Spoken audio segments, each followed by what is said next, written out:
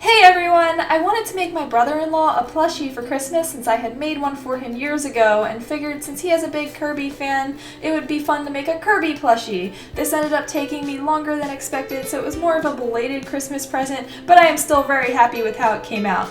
So for this tutorial, make sure you print the template that I made, which will be in the description box below, and let's get started. The supplies you'll need are felt in the colors dark pink, blue, black, white, 2 red, and 4 pink.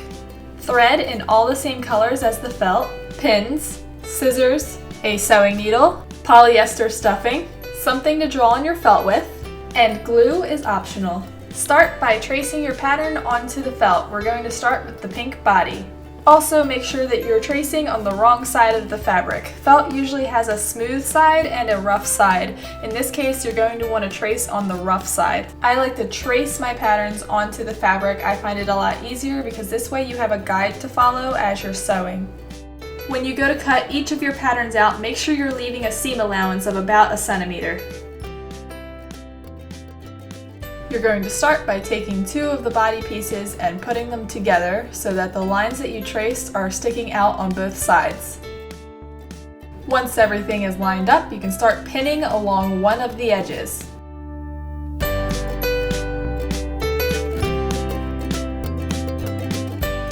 Go ahead and take your matching pink thread and thread your needle. Use a backstitch to sew along that one side that you pinned.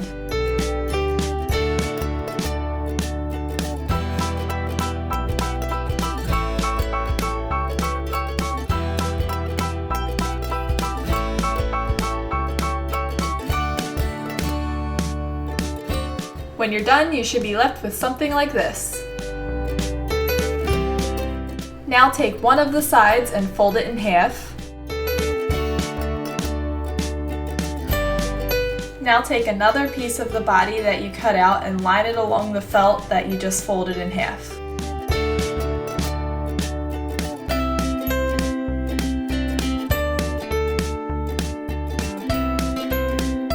Once it's all lined up, go ahead and pin it just like last time. Sew it together using your backstitch. This is what it should look like now. Now lay it down and fold both of the open edges out. Now take your last body piece and lay it on top of the rest. This time you're going to pin it across both the top and bottom seam.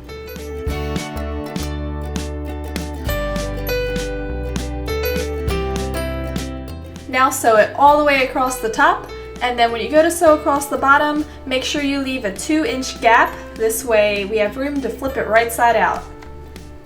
It should look like this when you're done.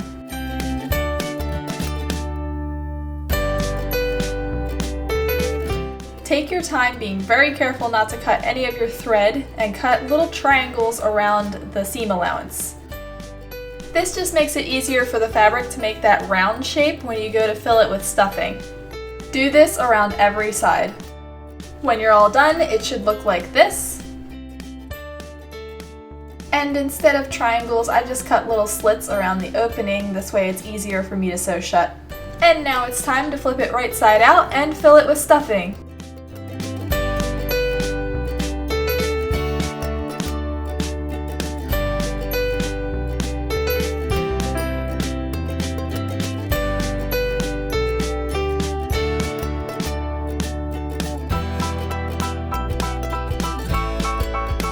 When you're all done filling it with stuffing, it should look something like this. In order to close the opening, fold the edges in to try and line it up with the seam and pin it shut, and then you're going to sew over it with a ladder stitch. And you will end up with something like this. Now take your arm pieces and line them up back to back. This way you have 2 arms. Once they're all lined up, go ahead and pin around the entire thing.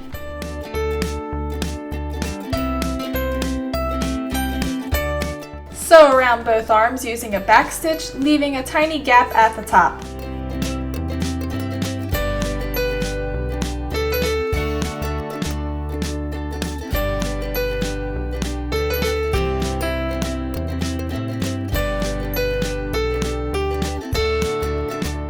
the same thing we did last time and cut little triangles around the entire seam allowance, and then flip it right side out and fill with stuffing.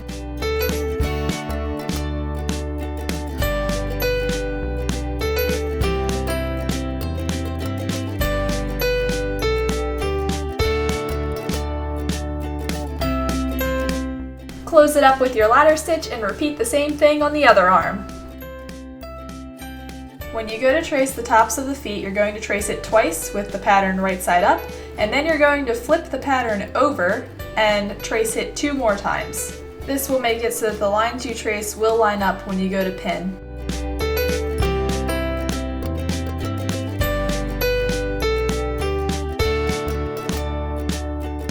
Start by taking one of your foot top patterns and lining the curved side up with the foot bottom pattern. Make sure that the lines on your foot bottom are face down.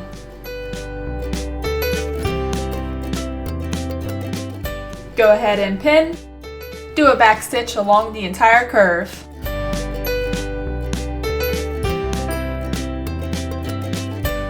Now you're going to take your other foot top and you're going to line up the high part of the curve on either side and pin them together.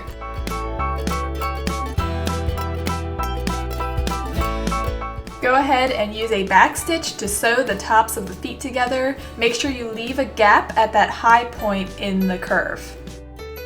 Now it should look like this.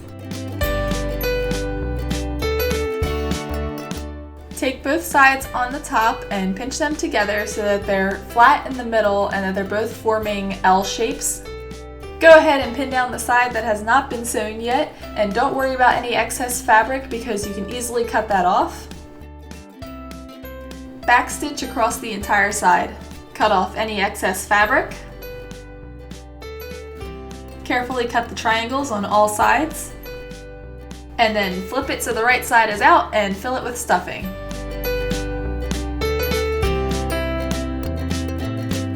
Close it up with your ladder stitch and then repeat this whole process so that you end up with 2 feet.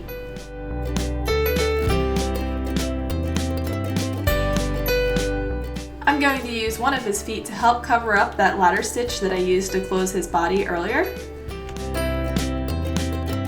The top of his foot that we closed up is the part that will be going against his body. I used the seam on his body as a guide when I was attaching the foot. I tried to line up the seam on top of his foot with the seam on his body. Pin the foot to hold it in place as good as you can. And then you're going to sew around the entire foot with the ladder stitch technique in order to attach it. I'm very new to the ladder stitch, so I'm not entirely comfortable showing it, but there are plenty of tutorials out there to show you how to do it. Next, you are going to attach the arms in a very similar way. Again, I used the seams as a guide, and I did my best to center the arms between all of the seams. Do your best to pin the arm in place, and then sew around the entire arm with the ladder stitch just like you did on the feet. Now for the eyes, you do have the option of just gluing all of the pieces together, but I prefer that stitched look, and I also think that it will last longer if it's actually all sewn on. So what I did was I took each piece and lined it up where I wanted it to go. While holding the piece in place, I took the matching thread, in this case it's blue, and I started by coming through from underneath to hide the knot, and then when I would go back down, I would just go under the blue and through the black. And then I just kept repeating this around the entire thing.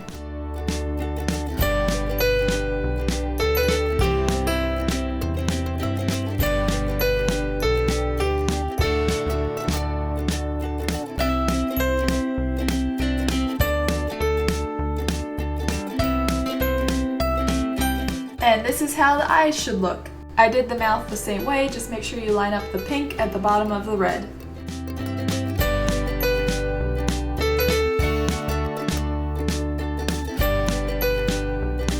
From there, just take all of his facial features and pin them to his face, lining them up however you want. You could also just glue everything on, but I'm choosing to sew everything on just because I prefer the way it looks and I feel like it will last longer.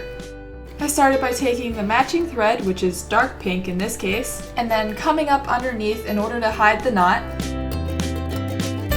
And then I went down and through the body and back up through the cheek.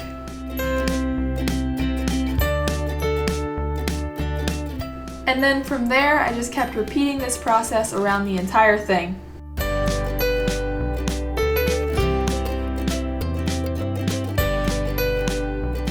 Once I was at the end, I would go down through the body, but I would not come back up through the cheek. And then I would pull the needle through one of the stitches that I had already made earlier. And then through a second time, and I would put the needle through the loop this time in order to create a knot. And then pull the knot as tight as possible, this way it is small and hidden. And from there, just take your needle and stick it in through where the last stitch was and straight through the plushie. Be very careful not to poke yourself. Then just cut the string as close to the body as possible, and whatever's left of the thread will pop back inside and be hidden. And I did this same technique on his entire face. And after you're all done, you have a Kirby plushie! If you liked this video, please give it a thumbs up and please subscribe because there's more to come, and I'll see you next time!